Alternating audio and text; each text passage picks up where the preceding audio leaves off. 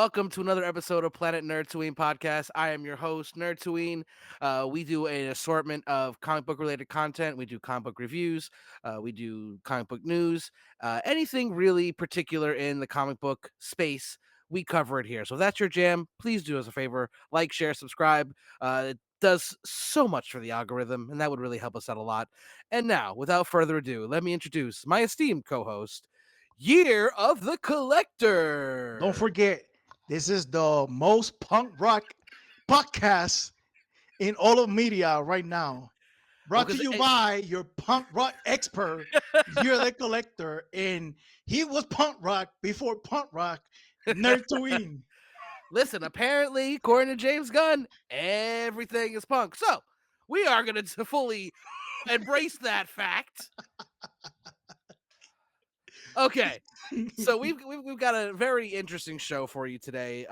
We're gonna first start talking about some drama, and it seems there's always something to talk about negatively in terms of comics. But this situation is rather unique because it's definitely not something you see every day. We're going to talk about the cancellation of the DC title Red Hood that was literally on one issue and it's now null and void, never to be completed. And the fallout from that, I think, I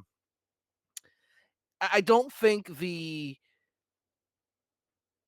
anticipated effect happened because from what I heard, it was horrible. I haven't read it myself, so I'm not commenting on its quality, but from what I've seen from the reviews, a lot of people were not a fan of the title at all.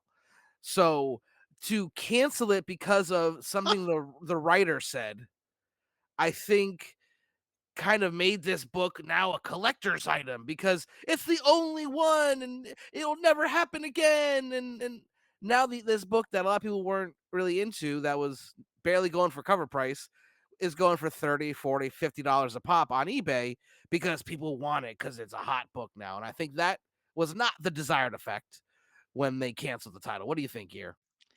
Okay, so let's backtrack here for a little bit. So as a lot of you know, there there was the assassination on political commentator Charlie Kirk last week. Now, um, that set aside, we're not gonna get into the weeds of that, but the writer of the Red Hood #1 that released on September 10, literally what, the day before, 2 days before Yeah, the no, I think it was the day assassination. before. Yeah. Yeah. Um, her name is Gretchen Felker Martin. I believe that's her name. Um, when Charlie Kirk was shot, she went on social media, specifically Twitter, X, and she made some disparaging comments and strong comments towards the assassination attempt slash murder. Mhm. And I don't remember exactly the timeline. And maybe a day or two later, DC took it to social media to announce that Gretchen's book, Red Hood #1, was officially going to be canceled, right? Yep.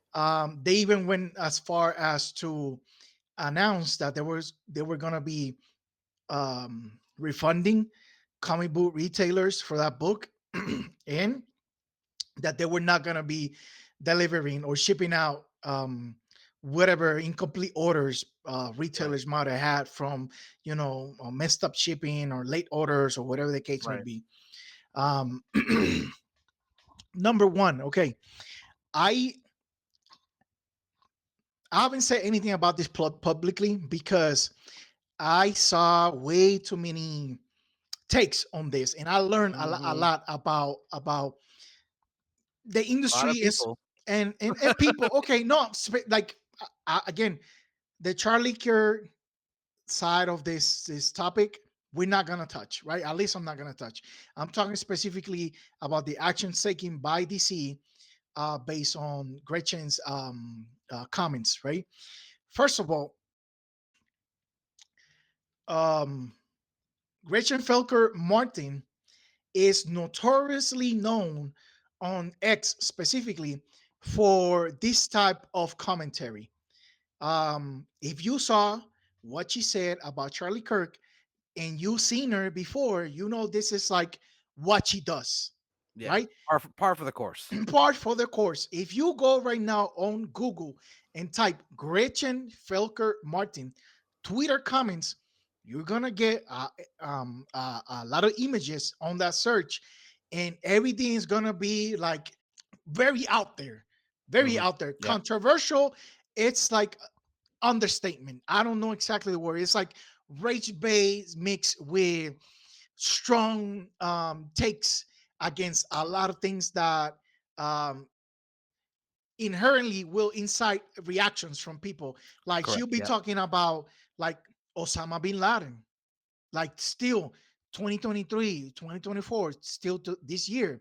She'll be talking stuff about um, the person that shot Osama bin Laden and her take on whatever that person that whatever that person said about it on social media. She be talking about Israel. She be talking about Palestine, right? She got very strong opinions, and in this case, um, DC, like I want people to understand that this didn't happen like in a vacuum, right? Like somebody died, Gretchen said some foul stuff, Right. and Right. DC decided to fire her. Um, if I was to make an assumption, I would assume that DC say, okay, this is the last straw. Yeah. We're pulling the plug on this creator, right? Um, I I I saw a lot of takes from other people saying, oh well, DC is being hypocritical because they have business with certain other creators that Yeah. have controversial takes or controversial affiliations or have murky past or had horrible commentary about other stuff in the past, and they still work Right. with them. I acknowledge that 100%. Now, you also have to take into consideration that currently there is a there is a lot of people putting a lot of effort in censoring private citizens, private companies, private entities for their speech. Yep. And I assume DC don't want that smoke. WB don't want that smoke. HBO Max, whoever owns this conglomerate right now, they don't want that smoke, right? Because the people in power support it and are now gonna freaking pontify this person that I got assassinated, and they're taking this very personal, and they are making sure people get fired, people get censored, and all these calls to arms and all this stuff. DC don't want that smoke, and unfortunately for Gretchen and everybody else that was working on this Hmm. book, they're out of a job, right? And that's kind of like the ripples of you know you know this political assassination that it affected the comic book industry, and it's affecting other areas in Yeah. media right now, right? Like this shit is very serious. um Not only somebody lost their lives, but people are losing their job, they're losing their livelihood, etc. Okay. um Now, do I think that was the right call to cancel to fire Gretchen from DC, because they already said she's not gonna work for them anymore whatsoever, right? Um, sure, sure. If they thought they had enough, for whatever reason, and they want to fire her, that was within their right. I don't disagree necessarily, but canceling the book itself and just screwing over everybody else that was involved now in that project, I think that was a bad call. Yeah. You could have you know You could um have put it on the back burner. You could have try to see if you can yes, find another writer books that books could get potentially delayed do that all the time. all Jim all the Lee and time. Jeff Loeb haven't even finished their Batman story from the previous Batman run, and Batman number 1 by Fraction and Jimenez is already out in the street, right? The next Batman issue from the previous volume is not gonna be out until like January, right? Books get delayed all the time. Now, to your point of what you were saying about critics, if you go to League of Comic Geeks, which is it's more like a user uh, um, fan review site, it's averaging 2.6 in rating out of 5 from 1,300 ratings. If you go to Comic Book Roundup, that is it gathers reviews from um, different media outlets that actually do this. It's averaging 8.9. So fans don't like it. Critics like it slightly slightly more than fans Right. do, right? So, you know, you have some what's the word I'm looking for? You have a gap there Yeah. between the fans and the critics, right? Again, my take is that they should have put the book on hold, get a new writer, um, and continue the book. But if you, again, if you are a DC fan, specifically of their comics, and you are a fan of Red Hood, Jason Todd, you are not surprised because DC is always giving uh, um, the shaft to Jason Todd, right? Whether it's giving him bad writers, bad runs, bad artists, changing the things the fans like about him, like his mask, his affiliation, his origin.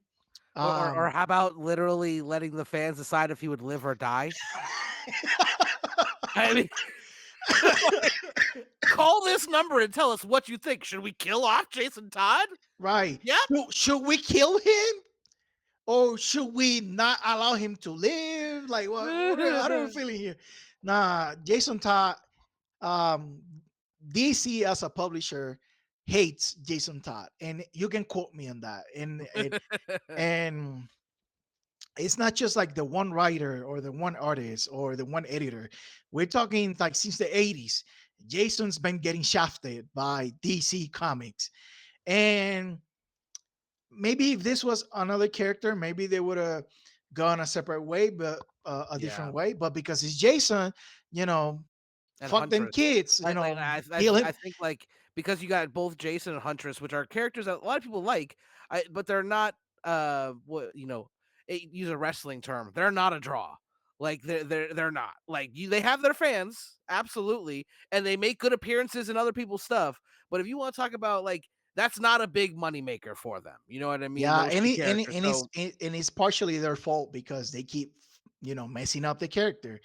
2 years ago, there was a story called Gotham War, and it was a conflict spearheaded on one side by Catwoman and the other side by Batman, right? And during that time, Batman was not all there, right? I'm gonna be fair. Like he was dealing with the whole Batman's ruin R and his mind being controlled and all that. Batman ended up um injecting Jason with the fear toxin from the scarecrow and like just messing him up all sorts of way. And by the end of the story, Jason and Batman had technically made up because they were on the same side again, but Batman never apologized for doing that to him, right?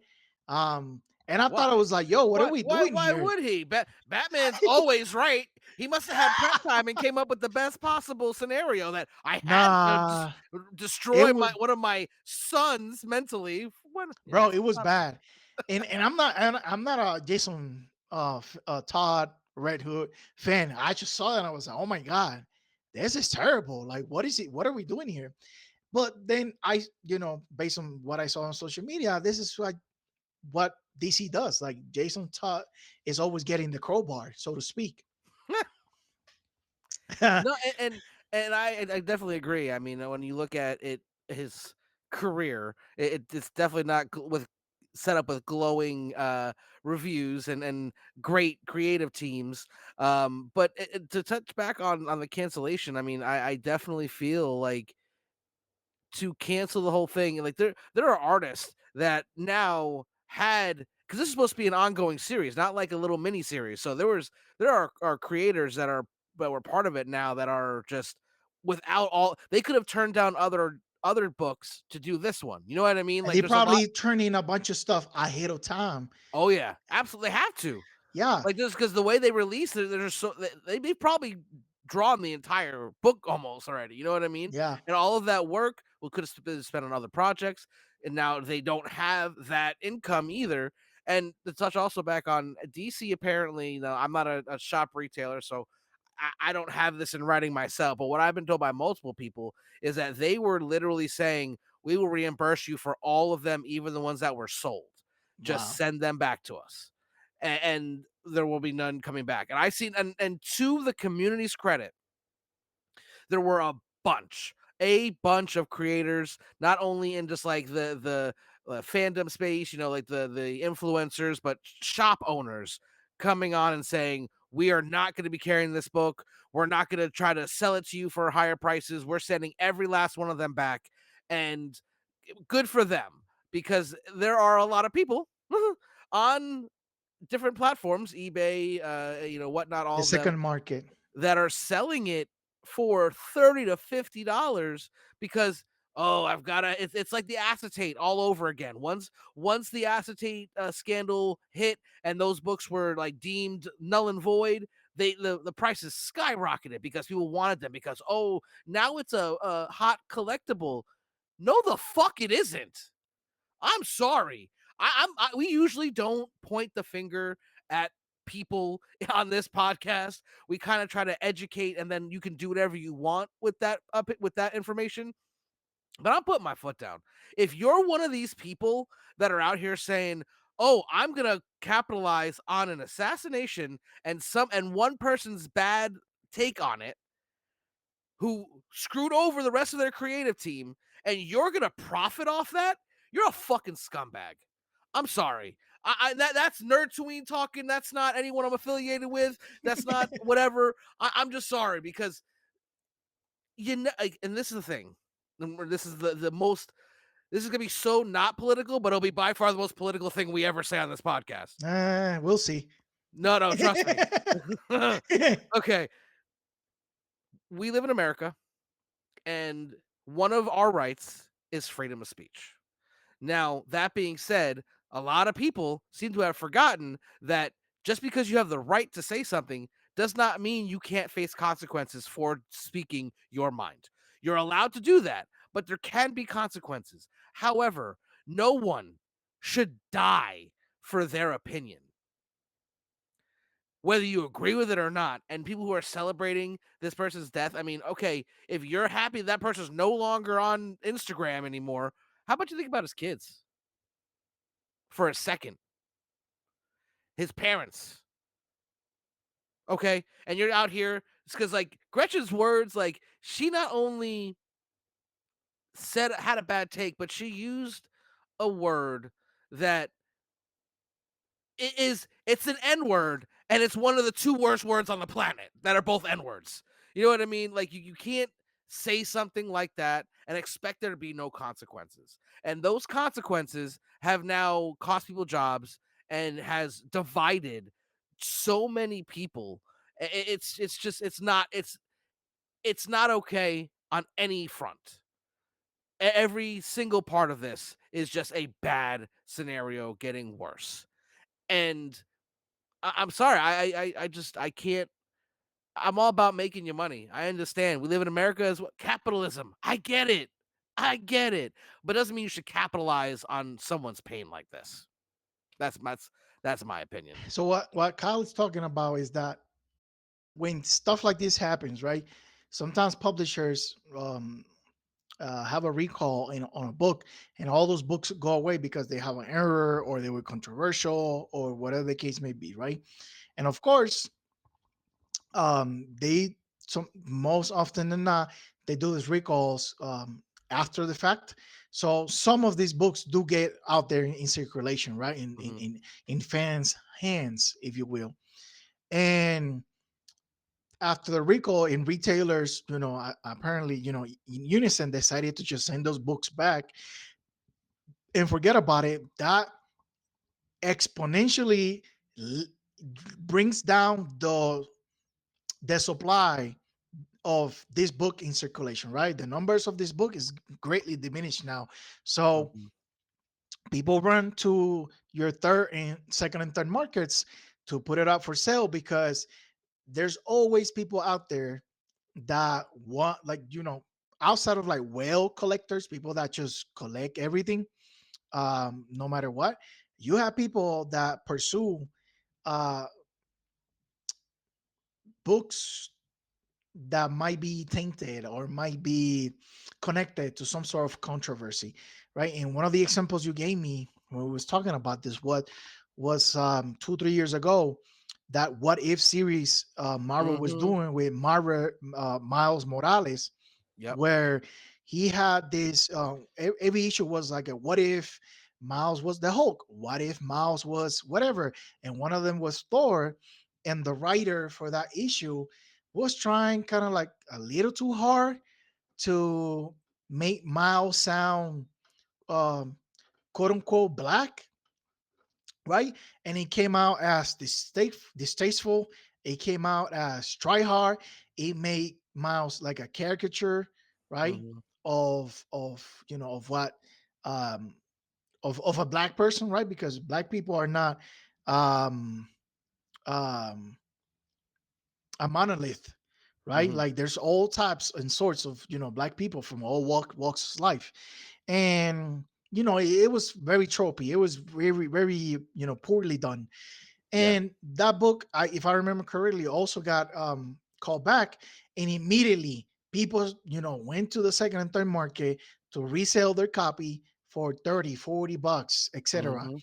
And it's happened before, it happened again, it's happening again with Red Hood number one, and it's gonna happen in the future. There's always people that not might be part of the hobby, not collect, might not even read, but somehow they attracted to the world of comic books because of certain controversies that kind of like bleed over mainstream media, and call it curiosity, call it morbid interest, or whatever the case may be. There's now a demand for these books, especially since it was announced that it was canceled.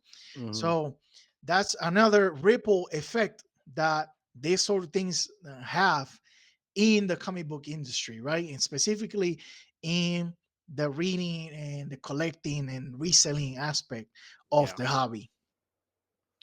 No, and I didn't want to spend too much time on it, and we I think we said our piece. But again, and I wanted just to clarify, I got a little heated. I'm sorry, but I want to clarify what I meant by if you're selling it at a high price. It's different if you have like an auction and people bid it up. That's on the buyer, 100%. But what I'm talking about specifically having them listed starting at 30, 40, and $50. That to me shows everything I need to know about you as a retailer, as a seller. And maybe scumbag was a little No, bit harsh a scumbag. word, No, but fucking scumbag is appropriate. Yeah, it's appropriate because people are capitalizing out of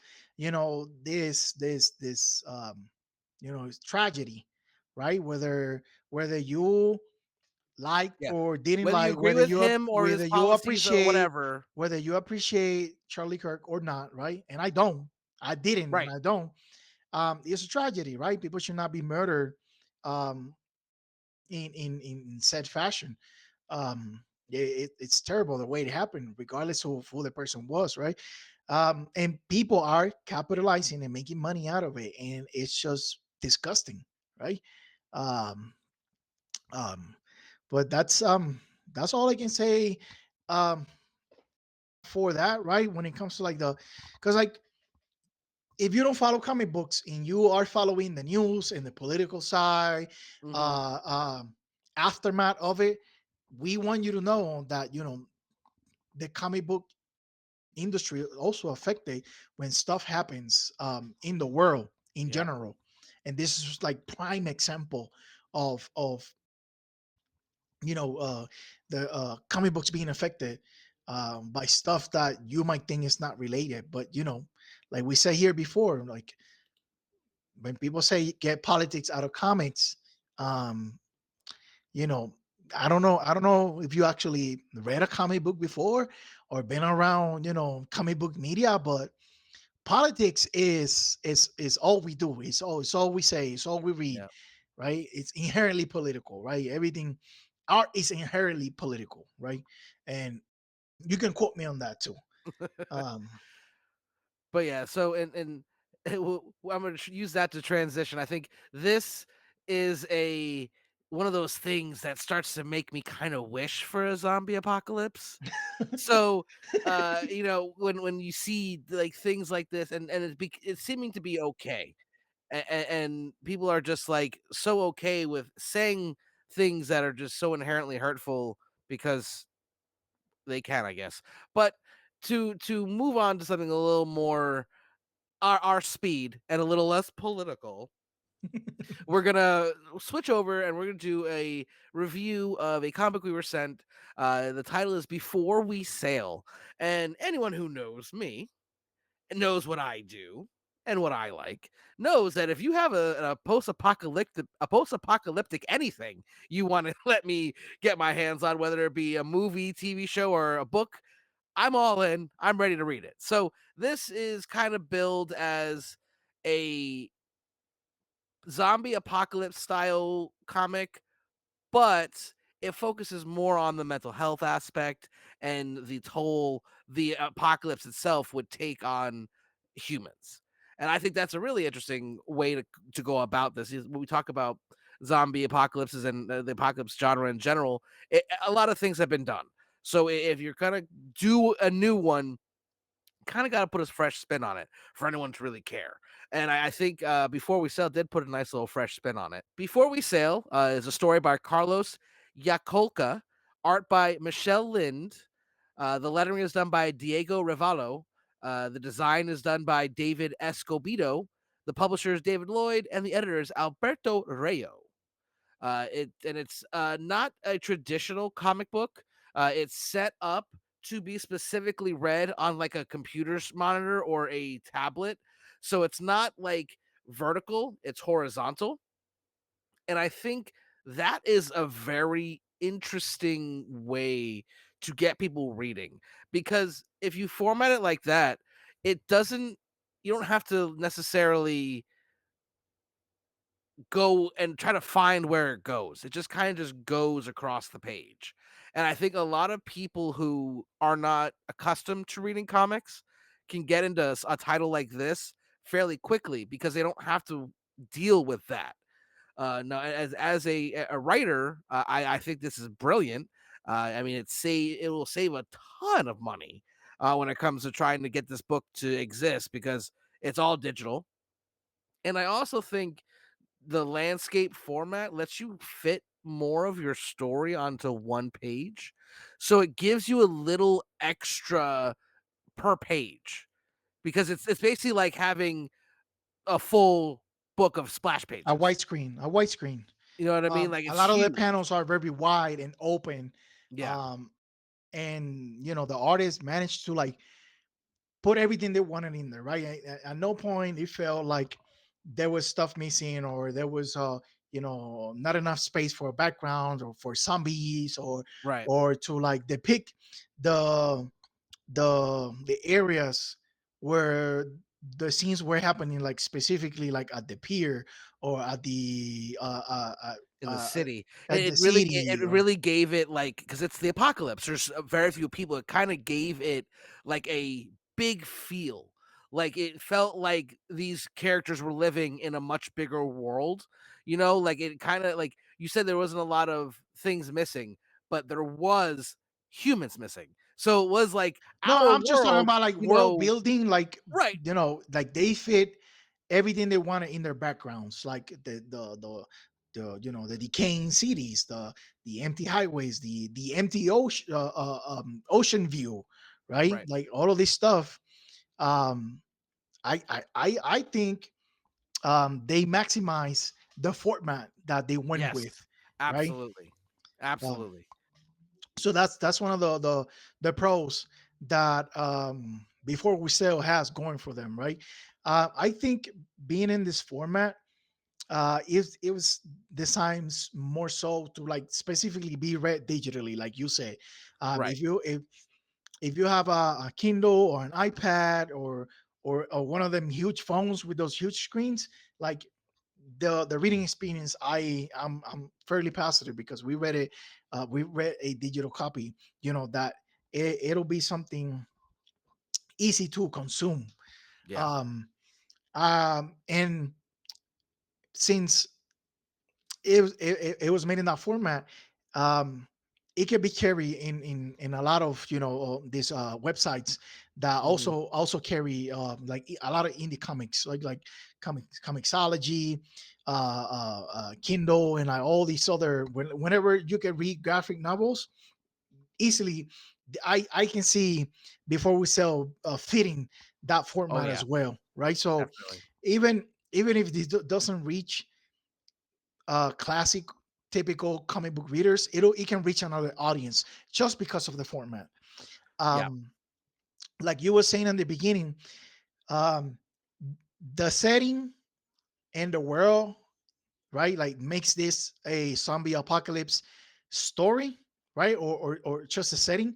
But from the beginning they show that they're gonna lean more into like self-reflection and Mhm. mental health and characters struggling with their own thoughts, right? Because in the very first scene, one of the main characters runs into somebody that took their own life, right? And that just sends them through this, I don't know, thinking traps or this Right. spiraling of these thoughts and emotions about whether you know taking that way out was a choice that they should have made or could have made throughout the course of the story. Right. Now, I think where bef- Before We Sail fizzles out a little bit is that it's trying it's definitely a zombie theme uh um book, right, or comic, but I wasn't sure if it was gonna be leaning heavy on the emotional, the psychological aspects of, wrestling, whether, is worth staying alive in a world like that or not. Because once it Right. gets, they run into other people, like this other conflict starts to get into play, like people having history, people having, um, their own motives and their own goals. So like Right. what they want to do, where they want to go, and you kind of lose the self reflection and like the psychological aspect of the story to, Right. oh, this is just we're now in a survival story between humans and zombies, and what and not that is bad, right? Like that middle Right. portion of it, you see how humans behave, what humans were doing, um, taking advantage and capitalizing on on people that necessarily couldn't defend themselves or were in worse situations, right? Like there's some stuff in there that is interesting, but you completely lose those narration thoughts, those that emotional psychological wrestle, whether should I continue or not. And then Right. once that middle chunk of the story is through, you get back very heavy into um going through the thoughts of the main character, right? Right. So um like I don't know, the exploration of the human mind in a world like that is lost in the middle part, and then in the end, they pick it up. I guess a little too heavy-handed for me because, um, they use this comic trope, or this trope of showing you the notes of Yeah, one of the like the characters, diary. right, like a diary, and you see a little bit in the beginning, and it fizzles out, when you get to the middle, and then in the end it gets heavy, Yeah. more so than in the beginning. So um No, I'm not sure. I definitely like that idea. Like as a writer, you kind of like you need to tell the story and you need to have some type of exposition to at least give the reader understanding. So you kind of think of a an interesting way to do that. And they had a good idea that the diary entries I really liked initially. It was really well done because they had all of this action in between, and it was just a couple lines here, a couple lines here. I was really into it. But then by the end, it really had almost an entire page. I think there wasn't a full entire page that was just the writing, and it wasn't even like because like when I saw that in my head, I was like, what they should have done was have that if they want to do that, have at least it be shown that it's a book. You know what I mean? Like almost like someone's reading it versus it's right here. You know what I mean? Like Right. that, like you could have done a lot with that to make that more interesting in that aspect. But I also I do want to touch on when you talk about the mental health and how people handle things differently. One of the key parts that really they did very well was when they had the debate of whether they should help someone they don't know just because someone was picking on them. Well, I mean they were beating them to a pulp. Wasn't like they're Right, just like they being ran. mean. Yeah, the two main characters ran into a situation where two or three guys are like jumping one dude, and they start to negotiate with themselves whether they should help or not. Yeah, Jonathan wanted to help just because it's the right thing to do, and Kath was like, I don't think we don't know these people, and I like that was done well. I do like that they because there's one thing that a lot of stories I think don't do well enough, and this one did was have different people. You know what I mean? Like a writer will have all these different characters, they kind of all have the same voice. Like, you know what I mean? They're like Yeah. these 2 were completely conflicted here, and you could tell that there was 2 separate characters. It almost felt like it was 2 real people, and I think that was done very well. And I also did like how this was not set in the US like a lot of big properties are, because it's the socioeconomic differences is very key in surviving in a post-apocalyptic scenario. Like this was set, I believe it was in South America. I believe it was in Brazil, Lima. if I'm not Lima, Lima. Lima. Okay, Yeah, I know, because and they mentioned Callao a couple of times. That's like one and town over there. there's big differences in the economy and socioeconomical and even just the society itself. Like if you look at the U.S., there's more guns than people. You know what I mean? And then they made a point to talk about in the beginning of the book that it's not like that there. I mean, there's Hmm. not many personal guns. So like if you have one, you're at a huge advantage. And then also the like medicine. One of the main characters had he was sick and they went and looked for the medicine and the pharmacy didn't have it, and you have this great commentary there about how those medicines were taken and traded for different goods and then sold back to like commerce countries like the United States, and it was very interesting the way they because that's something you don't see a lot. And I love when you're looking at an apocalypse story and something you didn't think of. Because, like, I'm writing one myself. I didn't think about in another country how they would have less guns or they would have, less access to certain things. Because I'm just writing it where I know in the US. So to have this completely separate point of view is great. I love that because it's something that you said, like I said, I do this like apocalyptic stuff. That's my jam. And I was like, ooh, I like that. I was like, that's really impressive. That's a good point because it's a lot of different countries are different. We a lot of creators, at least in a lot of these industries, are based here, so they write what they know. So just have a secondary point of view here on that. I thought that was fantastic. Yeah, that's a great point. I completely forgot about that. Yeah, this takes place in Lima, Peru, and I'm not familiar with the city of Lima. But I believe the artists are from Peru, if not I'm not mistaken. So I'm pretty sure they depicted their their own homeland accurately, and Right. not just on like the aspect of how you know Lima, Peru will be affected by a zombie apocalypse, but also you know where people, because they mentioned this, like where people were going to, where people were not avoiding, right? Mhm. Because like if a zombie apocalypse happens right now where you are located, you know where to go or where not to go, right? Right. So it's good to see how people from all over the world will take a a theme like horror or slasher or political commentary or war or stuff like that, and interpret a story through their lived experiences, right? For based Right. from when they are, or their their social economic background, their race, like all of these things play into their creativity, right? Mhm. They could have Absolutely.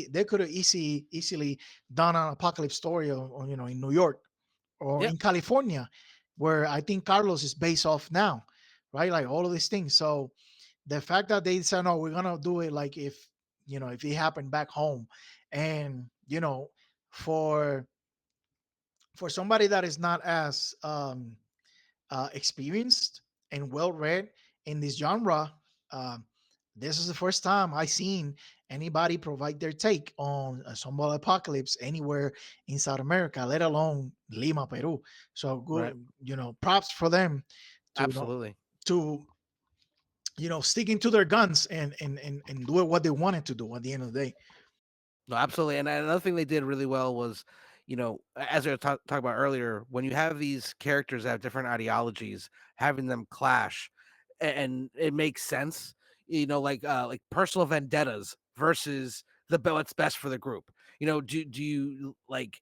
I really like this dynamic environment they made because it's really powerful emotion. I mean, if you look at some people have to get their revenge. If they are slighted, they want to get their pound of flesh. That's just how it is. That's ingrained in a lot of people's like DNA as a human being. It's almost human nature. But you know what they always say? The popular phrase, while seeking revenge, dig two graves.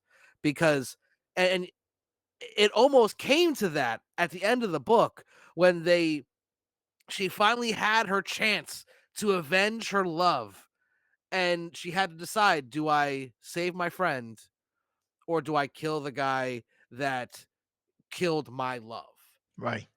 And even after she makes the quote unquote right decision to save her friend who is still alive, you know, even then when she's on the boat alive with him, he's there. She's still thinking, man, am I gonna go back and get this guy? How will I have to find him? Like, where am I gonna go? Like, do I even do this?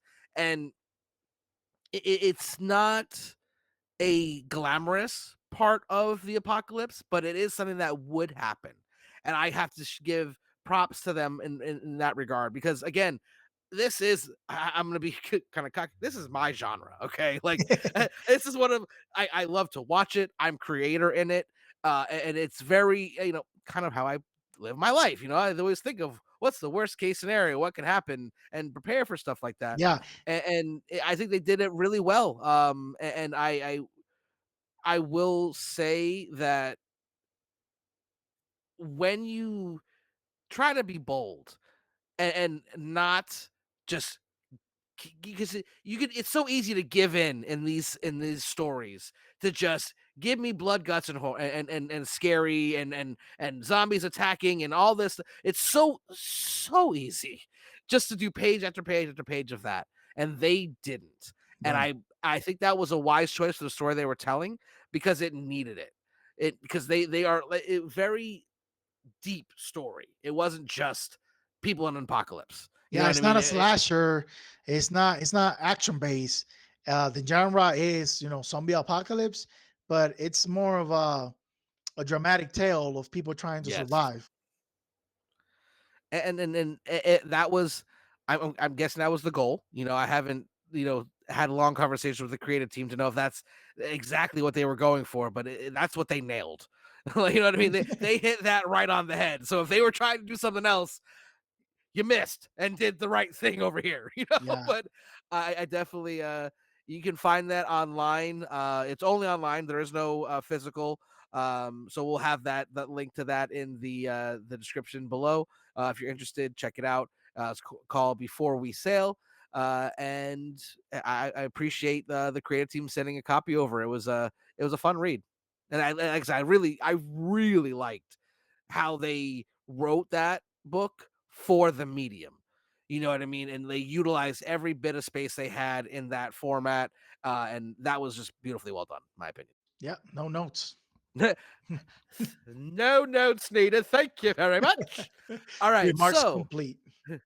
we will just keep on trucking. So we're going to introduce a new segment. Um, and the reason why we are going to introduce this is because we came across two specific indie titles that we loved so much that we instantly said we're hooked and we'll want to cover the whole series. And that is Hellion and Bash and Stellarlands. We've reviewed them on this channel. We did Stellarlands issue 1 and 2. Issue 3 is on its way. Hellion and Bash 2 is on its way as well. We have advanced copies, and we will be reviewing that soon. But we are introducing a new tournament style format of a segment we call Hooked by the Book. Basically, to sum it up, you get one issue.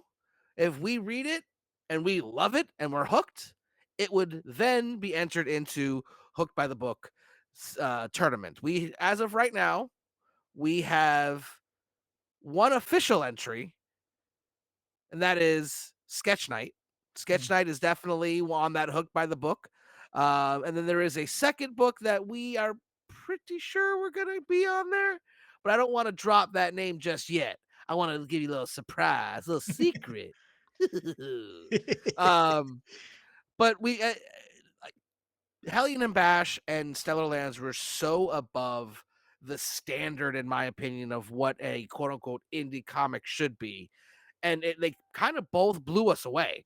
Yeah. And it was just like, wow, these are really good. And like I said this before, Hellion and Bash literally made me a better writer because I saw his world building and was like, damn, T.S. Luther, you got T.S. Luther. okay, T.S. Luther. okay. That okay. I've got to step up my game.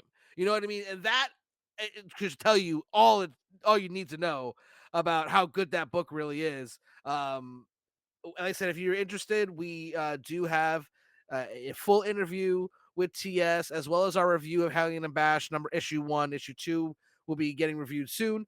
I'm gonna reach, and I didn't realize this. We haven't had the Stellarlands people on yet, and I talk to them all the time. I'm gonna reach out to them. I literally like have You- conversations with them, and I haven't had them I on know. It yet. just Like hit me like, we haven't had them? What's the problem? that remind do me a favor when we're done. Remind me to reach out to them, and be like, hey, when you coming on the show? But they were, and they're two separate genres. One's superhero and one's sci-fi kind of space drama. And they're both so good. And I definitely think they've earned Yeah. the title, a co-title of first ever Hooked by the Book champions. Because without them, we wouldn't even have come up with this idea. Because no books that I mean, at least I'll speak for myself. No books I read that were not something that I knew I was gonna like. You know, like you get the Ultimate Wolverine #1, you're like, okay, I'm probably gonna really like this. I love Wolverine. These are indie comics we knew nothing about, and we Self-published read indie it comics. Self-published. just read it straight off, and we're like, damn, this is good.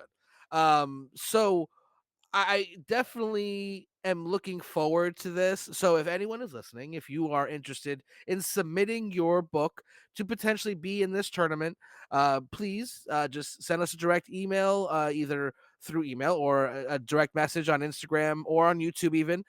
Just and send us your book, and we will definitely give it a look. So the way it works, just so we have everyone's understanding of the rules, every book that gets submitted will get looked at.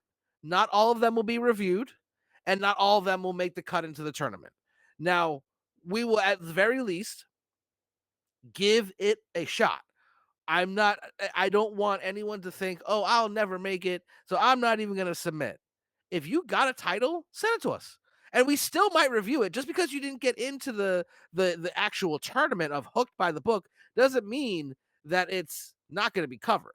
Because we still might like it enough to cover it, just may not be and another scenario. If you have, like, say, like a one shot or a graphic novel, it wouldn't count for Hooked by the Book because it's the entire story. You know what I mean? Or even mini series. The purpose It, of Hook by the Book is like we'll read and review a book that we like, and we're so hooked on it that we'll continue to cover and review the rest of the story, the rest of your right, series.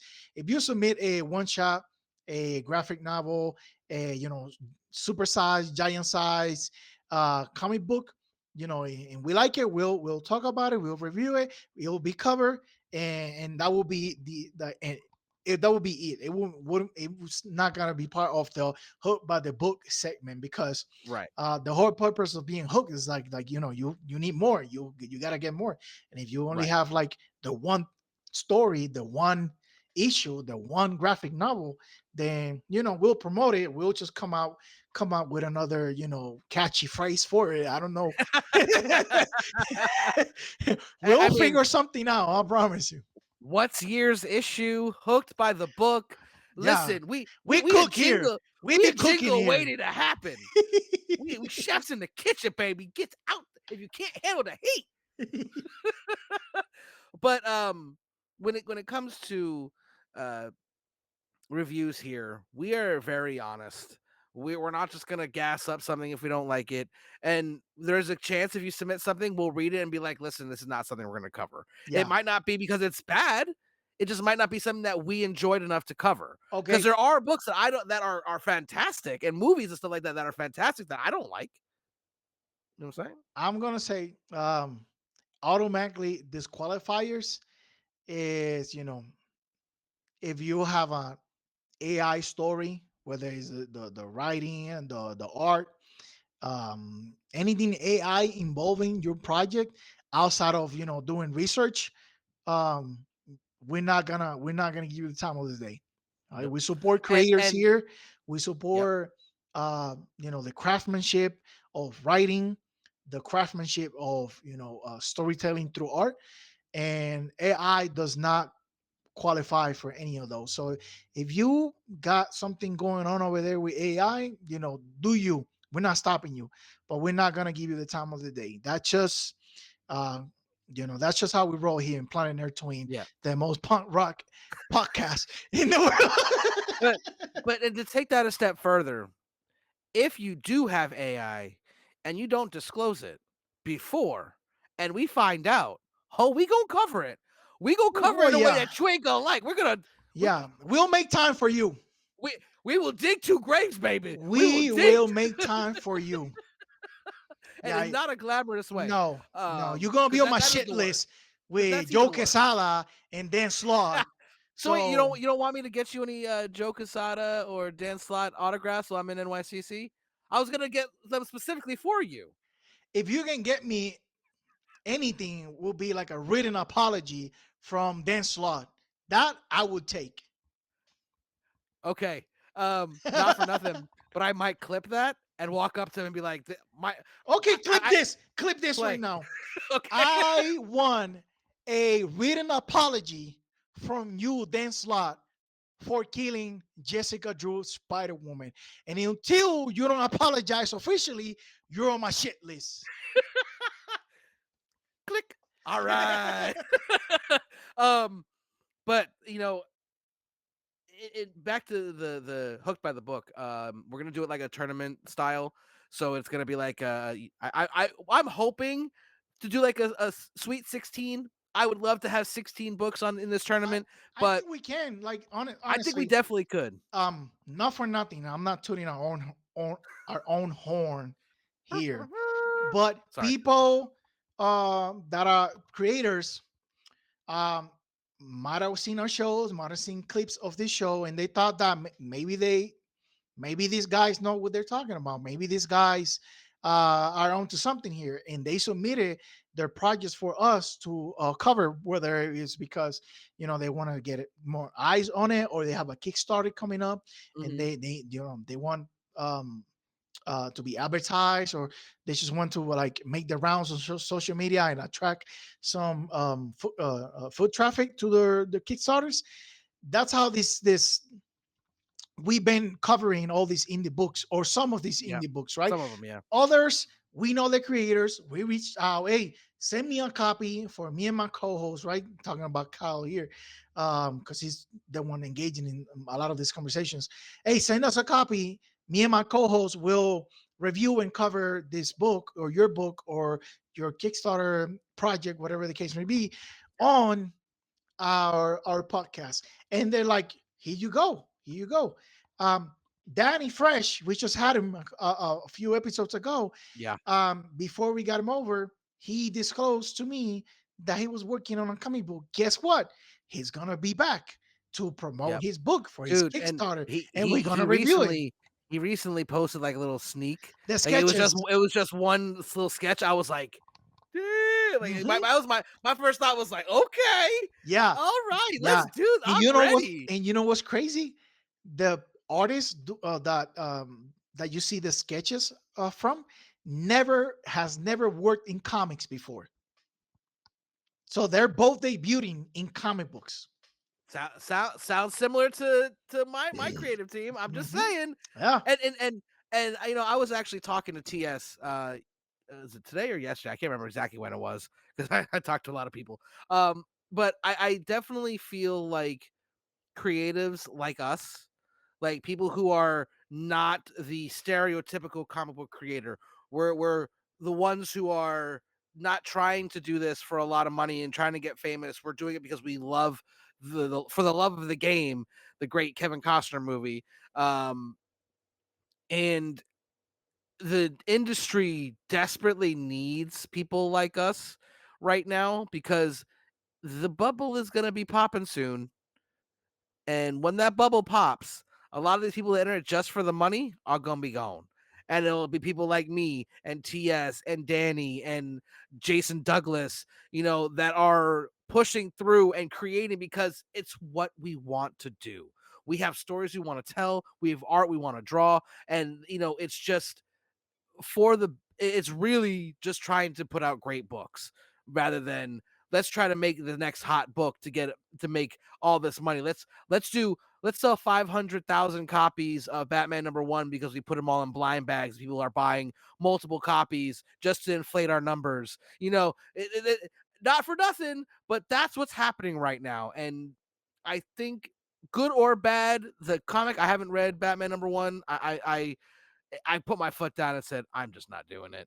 I'm just not like even though, like you said, it's like the fourth ever Batman #1. I still was like, you know what? If I miss out on that as an investor, fine. I don't care. Uh, Like, I'm not saying it's going to Listen, be a good investment. I'm just saying, like, if it does, I'll be okay with that. listen. DC just announced or came out this week saying that they sold 500,000 copies of so far of Batman #1. You go to your local comic book store, the blind backs are still there, the A Mhm. covers, a lot of like there's still a lot of this book that is still on the shelves because retailers order a lot of them. So Yeah. if you change your mind and if you want to try jump on Batman, right? And we're not giving DC a public, a free advertisement here, but that's just one of those books that there's a lot of them out there. And if Yeah. you missed out when it was hot, when people Oh, was talking about it, you can go to the store next month and you'll find a copy because, like I said, at the very least, there's 500,000 copies out there. So yeah. don't stress it. No, and I will admit that I did cave on the Deadpool and Batman. I bought one of those like literally about an hour before we went live. I was like, and the only reason why was because I was like, you know what? They have a Punisher cover. Fine, fine. I'll just buy the Punisher cover. So even if I don't like it, I can still go, haha, it's a Punisher cover. I win. You know what? I mean? See, that was my same train of With thought. Barda. Well, The Barter one, if anything, because it's there's a Daniel Warren Johnson cover with Big Barda and the thing like exchanging, a punch. I could always go back to that on a later date.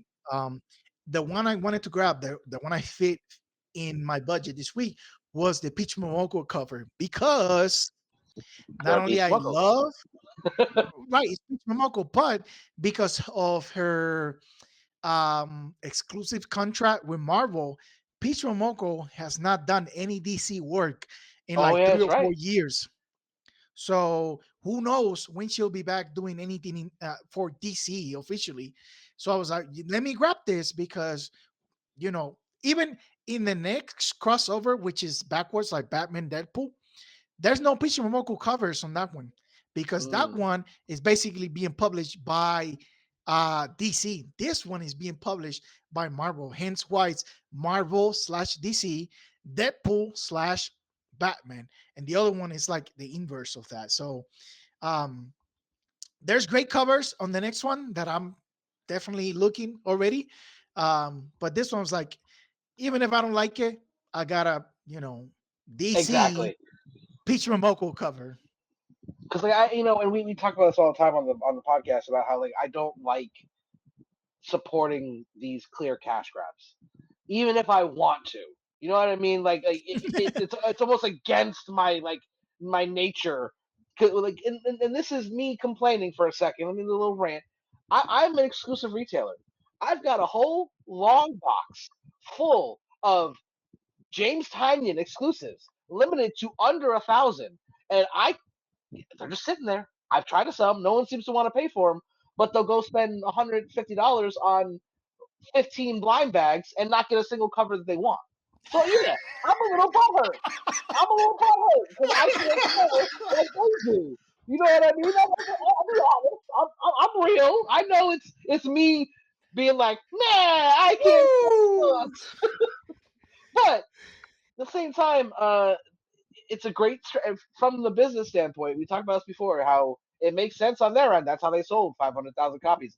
How many 100,000 copies did Battle Beast sell? Issue one. A I lot. think it was like 200K. No, no, Shitload. no. It was 400. It was It was a 400K. I remember shitload. I broke down the numbers. Yeah. And good for you. You sell all those books. But hey, quick question: How did X-Men One's value hold? The Jim Lee one? Oh right, it didn't at all. That's right. Yeah. Okay, But cool. listen, shout out. And I heard this from Comic Concierge. So shout out to Comic Concierge. He like this is a clear cash grab. But if he puts money in the hands of comic book retailers and comic book shops, I'm okay with it. No, I understand that, and I guess I'm just jealous because as a retailer, I ain't selling shit. So listen, I have no problem admitting that. You wanna hear the joke that my guy at my LCS said when I went yesterday? So I think 2 weeks before, Batman #1 came out, right? And then um Batman Day is this weekend. And then yesterday you Right? have Deadpool Batman. And when he handed me my copy, he was like, I don't know. This Batman guy seems to be catching up with this bat. Mister, People, I don't want him to be my most read character, but somehow he is. it's like, I don't know. It looks like this Batman guy. It's people are DC is up to something with this Batman guy. I was like, No, and not for nothing. You have a character that good, fucking use him. I'm not saying you can't. Get that very clear. You know what I yeah, mean? I'm not knocking them at their business practices because it's clearly working yeah, for now. yeah. I'm kind of just more worried about The when that bubble bursts in the couple Yeah, maybe next all year. 27 titles of Batman are coming out. Fuck it. Make 30 titles of Batman. The 10, Like, 12 but Superman Wonder Woman titles only gets one. that you have in the But shelf, Wonder fuck Woman it. only gets one. Make 20 Superman titles. We got a Superman movie coming out in 2 years.